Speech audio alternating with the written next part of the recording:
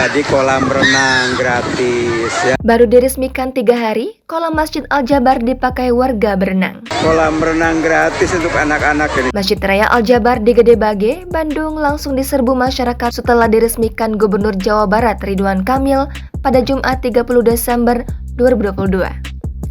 Namun, banyak pengunjung yang mengabaikan sisi kebersihan di lingkungan masjid tersebut. Bahkan, kolam yang ada di halaman masjid digunakan sejumlah anak-anak untuk berenang. Dikutip dari Tribun Jabar, keramaian pengunjung masih terlihat hari Senin ini, 2 Januari 2023. Keramaian mulai terasa dari jalan masuk Cimancerang Gede Bage, Kota Bandung, dengan mengularnya antrean kendaraan yang berasal dari berbagai wilayah. Memasuki area komplek Masjid Al-Jabar, pengunjung pun memenuhi setiap sudut masjid meskipun hari ini bukan weekend, namun memang masih masa libur sekolah. Tak hanya pengunjung yang ramai, tetapi kehadiran Masjid Al-Jabar ini pun menjadi berkah bagi pedagang-pedagang kaki lima, khususnya makanan dan mainan anak.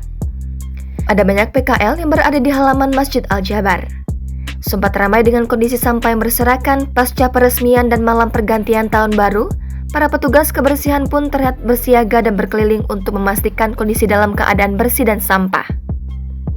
Tak hanya itu, ada pula petugas yang bersiaga di dalam kolam danau retensi yang menyisir sampah-sampah di danau retensi. Pengunjung yang datang ke Masjid Al-Jabar ini pun nyatanya memang mayoritas tujuannya untuk berwisata bersama sanak keluarga atau rombongannya baik pengajian, tempat kerja, atau lainnya.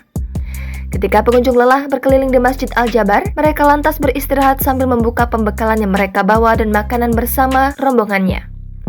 Diberitakan sebelumnya, ribuan orang menghadiri acara peresmian Masjid Al-Jabar yang terletak di Kecamatan Gede Bage, Kota Bandung, pada Jumat 30 Desember 2022.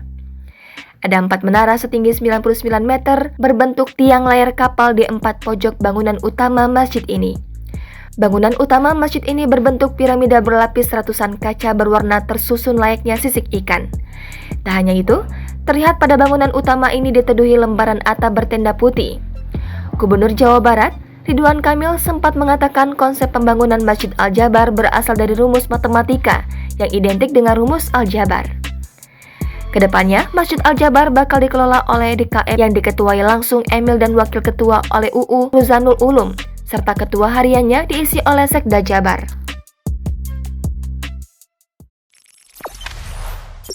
Jangan lupa subscribe, share, komen, dan like ya!